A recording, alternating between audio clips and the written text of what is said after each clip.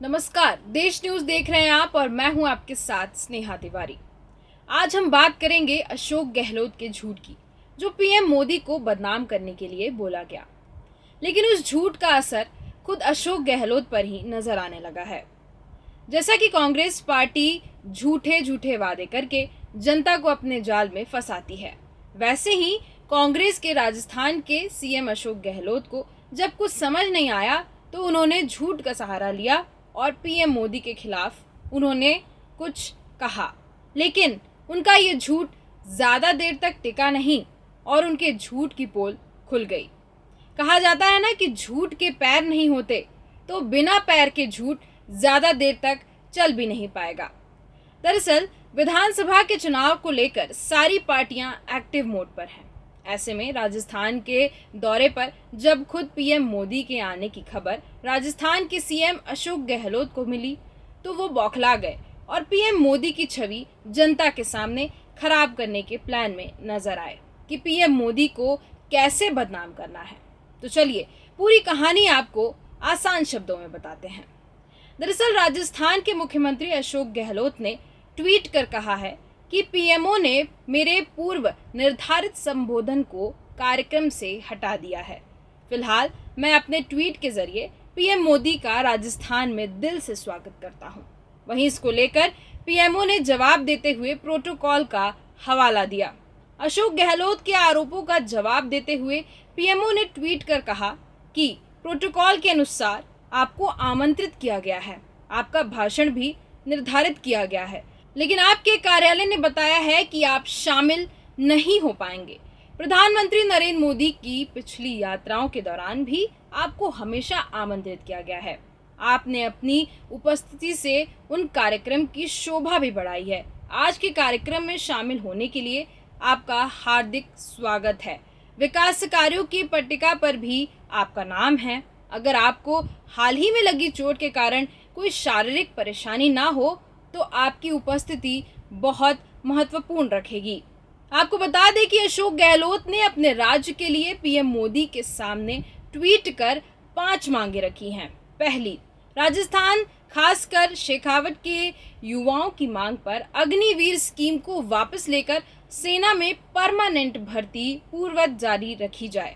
दूसरी, राज्य सरकार ने अपने अंतर्गत आने वाले सभी को ऑपरेटिव बैंकों से 21 लाख किसानों के 15,000 करोड़ रुपए के कर्ज माफ किए हैं। गहलोत ने कहा है कि केंद्र सरकार को राष्ट्रीयकृत बैंकों के कर्ज माफ करने के लिए वन टाइम सेटलमेंट का प्रस्ताव भेजा है, जिसमें किसानों का हिस्सा हम देंगे। इस मांग को पूरा किया जाए। तीसरा, राजस्थान विधानसभा में जातिगत जनगणना के लिए संकल्प पारित कर भेजा है। केंद्र सरकार इस पर अविलंब निर्णय ले। चौथा, एनएमसी की गाइडलाइंस के कारण हमारे 3 जिलों में खोले जा रहे मेडिकल कॉलेज में केंद्र सरकार से कोई आर्थिक सहायता मिल रही है। यह पूरी तरह स्टेट फंडिंग से बन रहे हैं। इन आदिवासी बाहुल्य तीनों जिलों के मेडिकल कॉलेज में भी केंद्र सरकार 60% की फंडिंग दे। पूर्वी राजस्थान नहर परियोजना को राष्ट्रीय महत्व की परियोजना का दर्जा दिया जाए। वहीं जब पीएम मोदी सीकर पहुंचे तो उन्होंने वहां चुनावी शंखनाद किया।